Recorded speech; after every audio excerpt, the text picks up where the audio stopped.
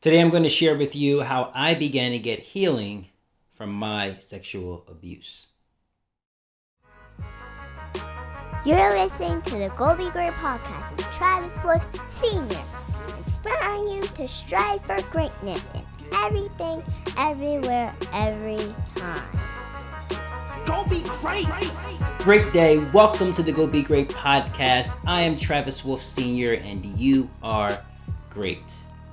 You know, today is it's a pretty tough topic, but it's important. It's an important topic, and people ask me often how I overcame my sexual abuse and how I began to get healing from that sexual abuse. And it's very important to understand that before I even get into this, I'm not downplaying in any way, or I'm not minimizing in any way, or attempting to detract from the challenges, the detriment, the pain of my sexual abuse or anyone else's.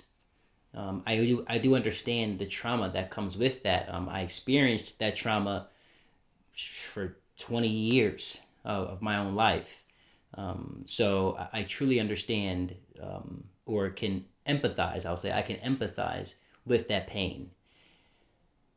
What I had to understand as I got older and as I started to really deal with that sexual abuse, which didn't start, I was abused when I was 11 years old. I was molested. I was raped by my 16-year-old foster brother. And that trauma stuck with me until I was 31, 32 years old. And it really started to cause a lot of trauma in my life and a lot of hardship in my life, and even challenges in my marriage and other relationships. My wife couldn't understand why she couldn't touch me certain ways, or why she couldn't, do certain things or make certain jokes. It would just, things would just trigger me, and it would be very, very painful to relive that.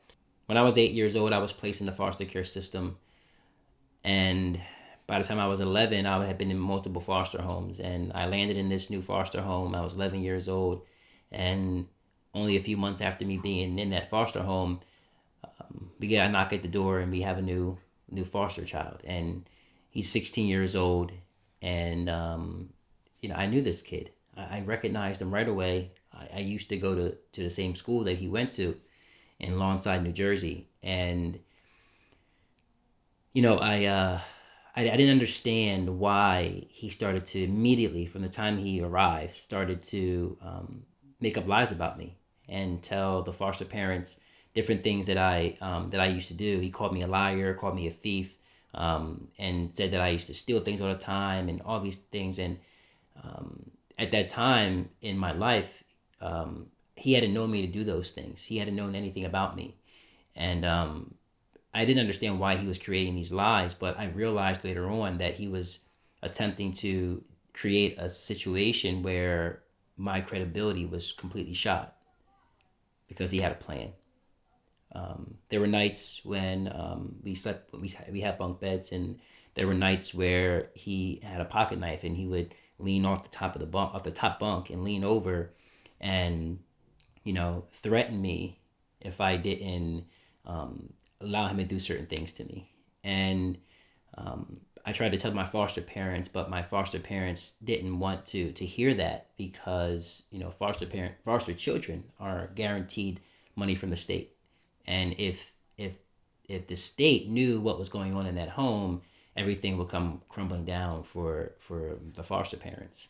So they ignored me. They just told me to get out of here, and they didn't allow me to get the help that I needed.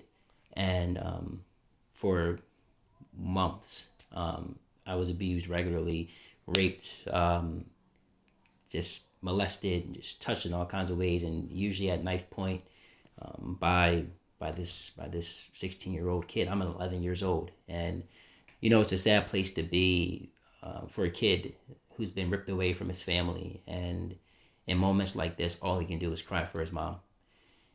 And this abuse happened, like I said, multiple times over a span of months.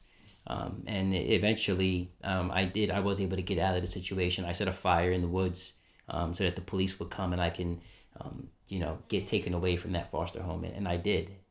And that trauma stuck with me until I was 32 years old. Let me tell you how I overcame it. As I got older and really wanted to stop being a victim of that sexual abuse, or being a victim of that trauma, I started to understand that I went through that trauma for a reason. Like all things, nothing happens just by happenstance. I mean, I'm not saying that, God intended for me to be raped and molested and abused in that way, but it did happen. And I had to come to terms with the fact that it happened, and I had to face it. And I had to address it full on. And what helped me to get through that was gratitude. Not gratitude for it happening, but gratitude that God had allowed me to come through it and to overcome it, and to grow in spite of that abuse. I was able to understand that if I used that abuse, if I used the story of overcoming that abuse, I could inspire and empower the world. So many people who have gone through that same abuse, who have as a child or even as an adult, who have gone through these kinds of traumas, they find it hard. Like many people, they find it really, really hard to get through it. Some people are victimized over and over every day, facing their abusers, or just hearing certain things or witnessing certain things. They have to relive it over and over and over every day, and it's sometimes so challenging for us to get through that. But when I saw so many people who I knew, especially being a police officer for 12 years, I had witnessed a lot of people go through these challenges, and they didn't know where to turn. They didn't have anybody to go to talk about it, and frankly, it destroys a lot of people's lives when they can't get a grasp on it. And I was going to therapy with my wife, and I was writing a book about my experiences, and my experiences growing up, and part of that was the abuse. And I remember realizing in the therapy, the only thing that had changed in my life and that had caused me to all of a sudden like kind of snap a little bit and become like really angry and really frustrated with my wife, really short with my family, and just angry all the time, was I was reliving and re-experiencing this trauma as I was writing the book and talking about it. And once I realized what was causing the trauma, or what was causing the me to act out in the way that I was acting out, I realized that I needed to really deal with it. And gratitude, like I said, really, really helped me to get through it. I started to understand the importance of using my story to help these people who I've experienced that are going through the same thing, or people who I don't even know who are going to read my book and are going to find some value in what they've read, something that will help them to get through it. And as I started giving speeches and talking about it and speaking to different organizations and different groups of people about the trauma that I experienced, I started to realize so many people were being helped by the story because I had overcome it, and I was able to share it, and share it with a positive perspective, and share it with tips and ways for people to overcome that. It was really serving the people who were hearing it. I had a 67-year-old woman crying on my shoulder, thanking me for sharing my story, saying that she's been dealing with that trauma almost all her life. And now, because I've shared my story with her, in this moment, she's able to feel empowered, like she can overcome her trauma as well. Another police officer who was 40-something years old, I said it happened to him when he was a kid.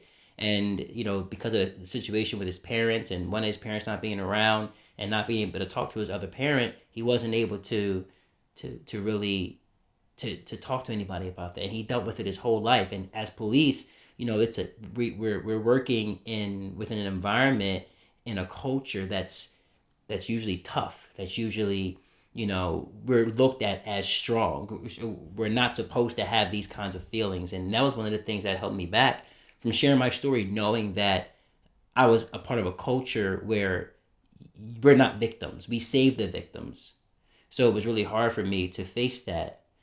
But once I did, once I started to use my story to empower and inspire other people, once I started to be grateful that it happened and that it happened to someone who can overcome it, like myself. You know, that we say that God won't put on us more on us than we can bear. And the truth is that we sometimes try to bear the burden of whatever is going on. But what that means, I believe that means is that we need to give what we're dealing with to God and not try to deal with it ourselves, because we might not be able to. Normally we can't deal with these things. Some things, especially things that feel like they're beyond us, we might not see a way for us to deal with them. But if we give it to God, God will deal with it for us. And when I gave it to God, I was able to see that I'm supposed to use that story to inspire and empower others, to help them to overcome their trauma. So I'm not here today to tell you how you should overcome your victimization. What I'm here to do is to share with you a way that I overcame my victimization, my rape, my abuse, my molestation. And it was being grateful and using my story of overcoming those challenges to inspire and empower other people. I really hope that this moment with me has helped you in some way. I know there's a lot of us out there that just don't know the way, don't know where to start, and it's hard. It can be hard. I get it. It can appear to be extremely, extremely challenging. But I promise you, you can get through it. I promise you, you can overcome it. I promise you, if you use your story, if you use that victimization, if you use that hardship to help other people, not only will you find healing for yourself, but you'll be able to heal others. Go get some. I know you can overcome it too. Go be great.